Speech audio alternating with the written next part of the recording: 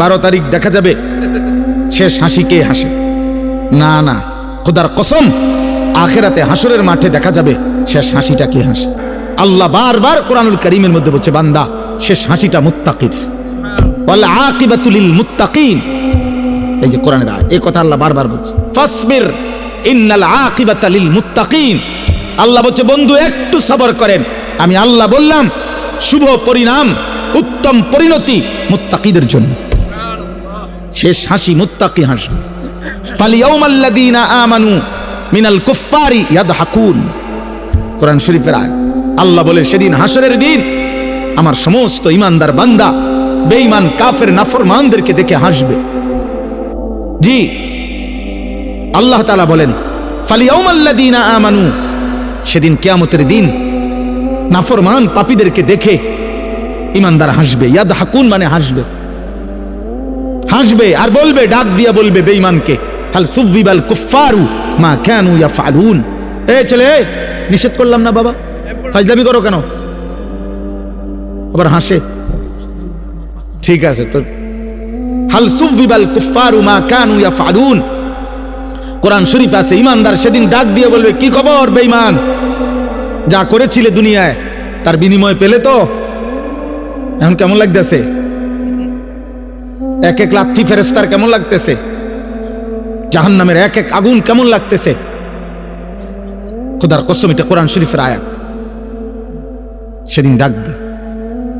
কোরআন শরীফ আছে, ঈমানদার জাহান্নামীকে ডাক দিয়া বলবে, আফামা নাহনু বিমাইয়িতিন। আর কোনদিন মানুষ অনেক সময় লজ্জিত হইলেও অনেক সময় কয়, আচ্ছা দেখমু বেটা, মাতবরি করস কয়দিন, এরম বিপদ তোর ওইটারে। হ্যাঁ, আমি একটা ফেসে পড়ছি দেখি একেবারে হাসরে।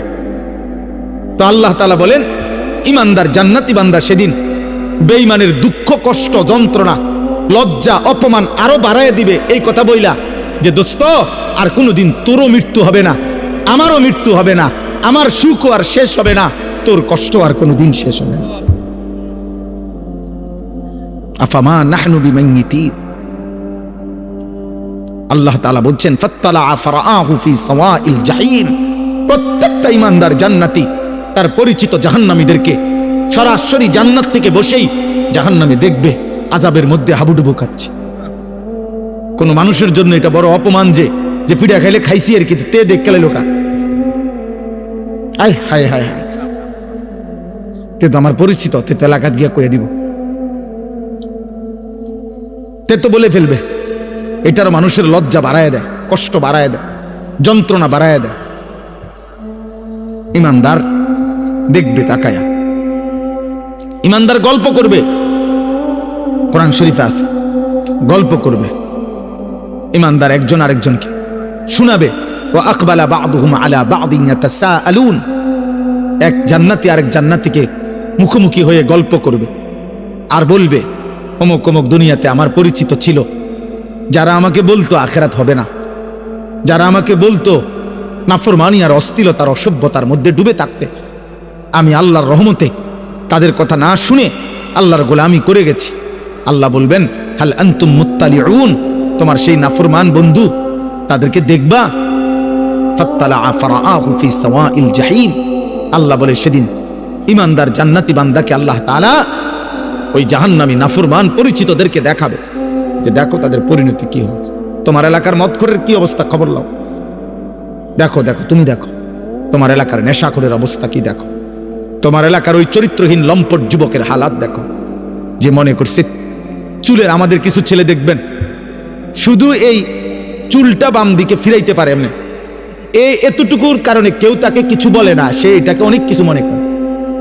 সে মনে করে তার জীবনের সফলতা যে আমি যে বেঈমানের মতো চুল রাখতে পারি অথচ কেউ বাধা দেয় না, এটা আমার জীবনের সফলতা। না রে আব্বা, এটা তোর জীবনের ব্যর্থতা, তোকে কেউ ফিরায় না, তোকে কেউ ফিরায়। অনেক যুবক মনে করে, অনেক মেয়ে ছেলে মনে করে, আমি যে সারা রাত মোবাইলে নারী ছবি জেনা ব্যভিচার দেখতে পারি, অথবা কোনো ছেলের সাথে হারাম সম্পর্ক করছি, কোনো মেয়ের সাথে হারাম সম্পর্ক করছি, কারো যে সাহস নাই আমাকে বাধা দেওয়ার, মা বাবা আত্মীয় স্বজন, এটা আমার জীবনের সবচেয়ে বড় ক্রেডিট। আমার যৌবনের অহংকার এটা। আমার বাপের ক্ষমতা নাই, আমার মার ক্ষমতা নাই, আমার স্বজন কারো ক্ষমতা নাই আমারে কিছু বলবে। এটা সে মনে করছে অনেক বড় কৃতিত্ব। আল্লাহর কসম, এটা কৃতিত্ব না, এটা তোর উপরে আল্লাহর লানত। আল্লাহর লানত করার কারণে তোর স্বজন সবাই তোর থেকে মুখ ফিরাই নিছে। কারো আর বিষয়টা এমনই যে জাহান্নামের আগুনের কাছে চলে গেছে, কেউ ভাবতেও আসে না যে ওরে টেনে ধরা দরকার, যা পড়ে যা, বাদ দে, খালি বেল আগুনে পুরুক, নালে ডুবে মরুক, বাদ দে বেটা। আমরা কিতাবে পড়ছি, শেখ সাদি রাহমাতুল্লাহ আলাইহি বলতেন, ইন্না মিন আযমি নিআমিল্লাহ আলা আবদিহি আন ইউওয়াফিকাহু লিসুহবাতিল আখিয়ার। আল্লাহ তাআলা কোন বান্দার উপরে শ্রেষ্ঠতম নিয়ামত দিয়েছেন, কোন বান্দার উপরে এটা একটা আল্লাহর একটা বড় নিয়ামত কারো উপরে, যে আল্লাহ কাউকে একজন নেককার, ইমানদার, মুত্তাকি, অভিভাবক, সঙ্গী, আপনজন তার জন্য জুটায় দিয়েছেন। এটা তার উপরে আল্লাহর বড় নিয়ামত, যে তাকে টেনে ধরে না, তুমি এটা করতে পারবা না, এটা হারাম, এটা হালাল, যে তাকে আল্লাহ চিনায়, আখিরাত চিনায়। হ্যাঁ, এবং তিনি বলেছেন, ওয়া ইন্না উকুবাতাহু আলাইহি, কোন মানুষের উপরে আল্লাহ তাআলার একটা দুনিয়াবী শাস্তি, আন ইয়াবতালিয়াহু বিসুহবাতিল আশরার, আল্লাহ তাকে মন্দ লোকের সংস্পর্শে পরীক্ষায় ফেলে দিয়েছেন। আহারে, এবার জানি সে বাঁচে কিনা, কারণ যার লগে সে চলতে শুরু করছে হয়তো তারে জাহান্নামে নিবে। এই নেশাখোরের লগে থাইকা সে আল্লাহ পাবে কেমন? এই জুয়ারির লগে থাইকা সে আল্লাহ পাবে কেমন? এই উলঙ্গ ছবি দেখিনওয়ালা এই বখাটে যুবকের সাথে চইলা আহারে, ও আল্লাহ পাবে কেন? এই বেপর্দা, বেহায়া, বেশরম মেয়ে এ তো প্রেমের ফাঁদে পেলে তার জীবন, যৌবন, অর্থ, সম্পদ, শক্তি, সামর্থ্য সব শেষ করে একদিন তো তারে পথের ফকির বানাই দিও, ফকির বানাই দিও। এটা কোনো মানুষের উপরে আল্লাহর শাস্তি, যাকে আল্লাহ তাআলা কোনো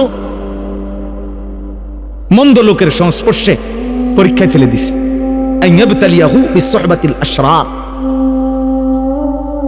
এজন্য দোস্ত, এটা বহুত বড় নিয়ামত বুঝা যে আমি আল্লাহ চিনি কিনা, আমার আখিরাত মনে পড়ে কিনা।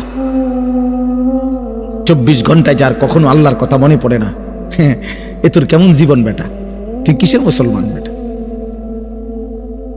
24 ঘন্টায় যার একটা সেজদা দিবার কথা মনেই আসে না, মনেও পড়ে না, এটা মানুষ না জানোয়ার? জিজ্ঞেস করা দরকার, বুঝেন নাই? এটা মানুষ না জানোয়ার? জিজ্ঞেস করা দরকার। 365 দিনে যার একবারও মনেও পড়ে না যে আমি তো মুসলমান, আমার উপরে ফজরের নামাজ ফরজ, এক বছরে, এটা কিসের মানুষ? এটা কিসের মুসলমান? কিসের মুসলমান? ভাত খায়, ঘুম যায়, পেশাব পায়খানা করতে, তো এগুলা তো সকলেরই পূরণ হয় বেটা। দুনিয়া ভোগ করে, আরে তো দুনিয়া তো জানোয়ারও ভোগ করে, দুনিয়া তো গরু ছাগলও ভোগ করে। মিয়া, দুনিয়া ভোগ করে আশ্চর্য কি তা বলেন? থাক, পিছেই বইস, ওনার রুগী নেই। চলেন, বলেন আলহামদুলিল্লাহ। অতএব ভাই আমার, বাবা আমার, নওজোয়ান সাথী, আমি অনুরোধ করছি, আমার প্রথম কথা এটা শুরু করলাম, প্রথম কথা এটা শুরু করলাম, দিলের মধ্যে যেন আখিরাত মনে পড়ে, মালিকের কথা মনে পড়ে, আল্লাহর কথা যেন মনে পড়ে। জীবনটা শুধুই শুধু সারাক্ষণ তামাশায় তামাশায় যেন না কাটে।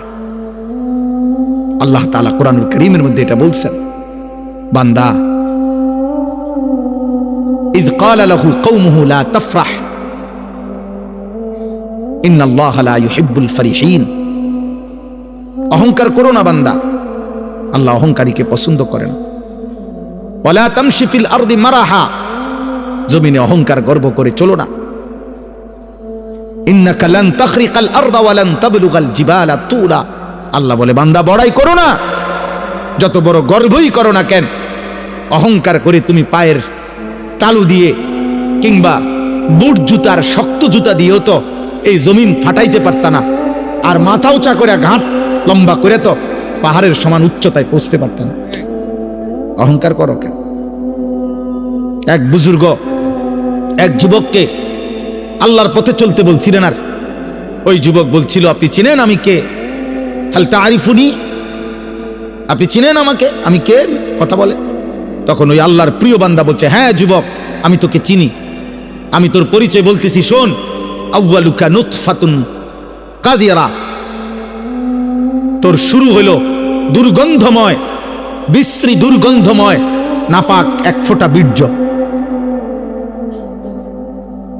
ও আখিরুকা মাইতাতুন গালিজা, আর তোর শেষ পচা লাশ।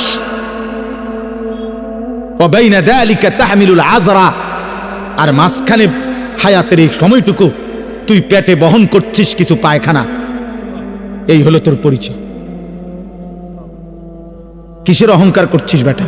শুরুটা যার দুর্গন্ধময় নাপাক বীর্য থেকে, শেষটা হয়ে যাবে যার পচা গন্ধা লাশ, মাঝখানে যার পেটে 24 ঘন্টা পায়খানা। আল্লাহ তাআলা যদি কুদরতি ভাবে ডেকে না রাখতেন, এক জাররা ছিদ্র করে দিতেন, তো তোর নাপাক দুর্গন্ধিত গোটা দেশ, সমাজ, মহল্লা দুর্গন্ধ হয়ে যেত। তো বড়াই করছো কেন? কিসের বড়াই করছে? আল্লাহ আমাদেরকে বুঝ দান করেন। প্রিয় ভাই, প্রিয় নওজোয়ান, পর্দার আড়ালের মা বোন, বয়স্ক বাবা, প্রত্যেকের এটা উচিত, আমাদের এটা ভাবা, আমাদের এটা ফিকির করা, কে আমি, কোত্থেকে আসলাম, আমাকে কে পাঠাইলেন, কেন পাঠাইলেন। আত্ম উপলব্ধি, আমি এই কথাটাই শুরু করছিলাম যে আল্লাহ তাআলা কোরআনুল কারীমের মধ্যে বারবার বলছে, বান্দা আমি চাচ্ছিলাম তুমি উপদেশ গ্রহণ করবে। এতগুলো কথা আমি আল্লাহ নাজিল করছি উপদেশের জন্য, তোমার দিল নাড়াইবার জন্য, তোমার কলিজা যেন নড়ে, বিবেক যেন নড়ে। আমি আল্লাহ এটা চেয়েছিলাম, লাআল্লাকুম তাযাক্কারুন, লাআল্লাহুম ইয়াতাফাক্কারুন, বান্দা যেন ভাবে। ইন্না ফি যালিকা লাযিকরা, আল্লাহ বলেন আমার এই কোরআনের মধ্যে রয়েছে উপদেশ। লাকাদ কানা ফি কাসাসিহিম ইবরা, আল্লাহ বলে পূর্ববর্তী জাতির ঘটনাগুলোর মধ্যে রয়েছে উপদেশ। ইন্নামা ইয়াতাযাক্কারু উলুল আলবাব, আল্লাহ বলেন আমার এই কোরআন থেকে প্রত্যেক বিবেকবান, যার বিবেক আছে, সে নিশ্চিত এই কোরআন থেকে উপদেশ গ্রহণ করবেই করবে। এজন্য কোরআন যার প্রিয় নয়, কোরআন যা যে ধরতেও পারে না, কোরআন যে ছুঁইতেও পারে না, কোরআনুল কারীম যে দেখে দেখেও পড়তে পারে না, কোরআনুল কারীম থেকে যে জীবনের জন্য সবক নেয় না, কোরআনুল কারীম থেকে যে যেন জীবনের পাথেও নেয় না, আরেন বেটা তুমি কোনো আলোই খুঁজে পাও নাই, তুমি কোনো জ্ঞানের সন্ধানই পাও নাই। বাকি যেটুকু পড়ালেখার বই তোমারে ধরাইয়া দিছে, এই কয়টা বাতের লাইগা এত বই পড়তে হয় না। তোমারে আলো থেকে বঞ্চিত করে দিছে, খোদার কসম। আল্লাহ কোরআন স্পষ্ট বলছেন, কিতাবুন আনজালনাহু ইলাইকা, নবী আমি এই কিতাব আপনার উপরে নাজিল করেছি, লিতুখরিজান নাসা মিনাজ যুলুমাতি ইলান নূর, পৃথিবীর সমস্ত অন্ধকার থেকে আমি আল্লাহ চেয়েছি এই কোরআনের মাধ্যমে প্রতিটা মানুষকে ইলান নূর, আলোর দিকে নিয়ে আসতে। এটা আল্লাহর কথা, কোরআন ছাড়া আর কোথাও আলো নাই। ফামান লাম ইয়াজআলিল্লাহু লাহু নূরান ফামা লাহু মিন নূর, আল্লাহ বলেন আমি আল্লাহ থেকে যে আলো পেল না, ফামা লাহু মিন নূর, জগতের আর কোথাও তার জন্য আলো নেই, আলো নাই।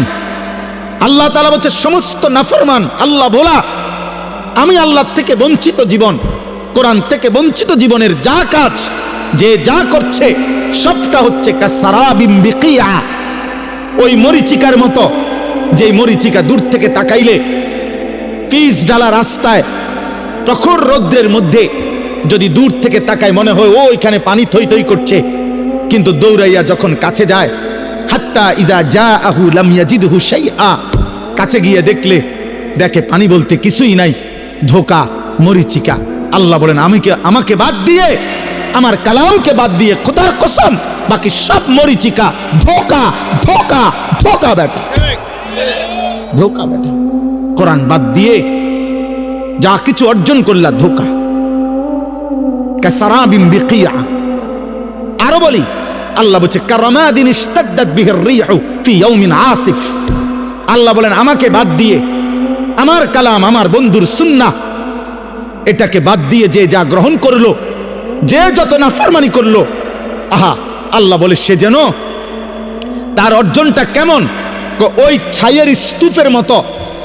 ছাই বোঝেন তো না, লাকড়ির চুলার জ্বালাইবার পরে যে ছাই হয়, এই ছাই, ওই ছাইয়ের স্তূপ যেটা বাতাসের মুখে স্তূপ দিছিল, একটু পরেই প্রচন্ড ঝড়ো বাতাস, দ্রুত গতিতে বাতাস এসে তার এই সাজানো স্তূপ ছাইয়ের পলকের মধ্যে উড়াইয়া কোথা থেকে কোথায় হারাইয়া দিল, নিশ্চিহ্ন করে দিল। আল্লাহর কসম, আল্লাহ বলছেন আমাকে বাদ দিয়ে জীবনের যত আয়োজন সব ওই ছাইয়ের স্তূপের মতো দ্রুত গতির বাতাস এসে যা উড়িয়ে নিয়ে গেল। একদিন দেখবে কিছুই নাই, একদিন দেখে কিছুই নাই। আরো শুনেন, আল্লাহ কোরআনে বলছে আমি আল্লাহকে বাদ দিয়ে যে যা গ্রহণ করলো সে যেন ওই মাকড়সার মতো, যে মাকড়সা একটা ঘর বানাইলো। অথচ তোমরা মানুষ জানোই এই পৃথিবীর সবচেয়ে দুর্বল ঘর মাকড়সার ঘর। 6 মাসের বাচ্চাও যেটা টান দিলে ভেঙে যায়। মায়ের হাতের ফুলের ঝাড়ু, বোনের হাতের ফুলের ঝাড়ু যে মাকড়সার ঘর ভেঙে ফেলে। আল্লাহ বলেন আমাকে বাদ দিয়ে সব আয়োজন মাকড়সার ঘরের মতো। মাসালুল্লাযীনা ইত্তাখাযু মিন দুনিল্লাহি আউলিয়া কামাসালিল আনকাবুত ইত্তাখাযাত বাইতান ওয়া ইন্না আওহানাল বুয়ুত লাবাইতুল আনকাবুত। আল্লাহ বলেন আমাকে বাদ দিয়ে যে যা ধরলো সে যেন ওই মাকড়সার মতো, যে মাকড়সা একটা ঘর বানালো। আর তোমরা তো জানোই বান্দা, এই পৃথিবীর সবচেয়ে দুর্বল ঘর মাকড়সার ঘর। মাকড়সার ঘর। 70 বছরের প্ল্যান, প্রোগ্রাম, পরিকল্পনা, 70 বছরের মাথার ঘাম, 70 বছরের বুদ্ধি, কষ্ট, চেষ্টা, তদবিরে দুনিয়া যখন সাজাইলো, মালাকুল মউত আইসা বলল আঙ্কেল চলেন, আঙ্কেল চলেন। ইন্না লিল্লাহ। কি কোন, আমি নিজে সব কিছু আইনে রাখছি, আগামী রবিবার ডালাই। আমি কোন আইজগা যাইতাম গা, এটা কি করলেন? আর রবিবারে ডালাই আমার, আজকে মঙ্গলবার, বুধ, বৃহস্পতি, শুক্র, শনি, আর 4টা দিন মাত্র। আজরাইল বলবে আমনে যে এর দূর কইছি, এটাও তো আমার দেরি হয়ে গেছে। আপনারা যে এর দূর বলছি মিয়া, অন্য মানুষের তো দূরও কই না না মিয়া, পাইজলে আমি পাইছি মিয়া, আমি 60 ডালাই। আহা, ওয়ামাল হায়াতুদ দুনিয়া ইল্লা লাইবুন ওয়া লাহব। আল্লাহ বলে দুনিয়ার জীবন শুধুই খেলাধুলা, তামাশা। ওয়ালাদ দারুল আখিরাতু খায়রুল লিল্লাযীনা ইয়াত্তাকুন। আল্লাহ বলে যারা যারা আমি আল্লাহকে ভয় করে বান্দা, তাদের জন্য আখিরাতের ঘর জান্নাতি হচ্ছে উত্তম।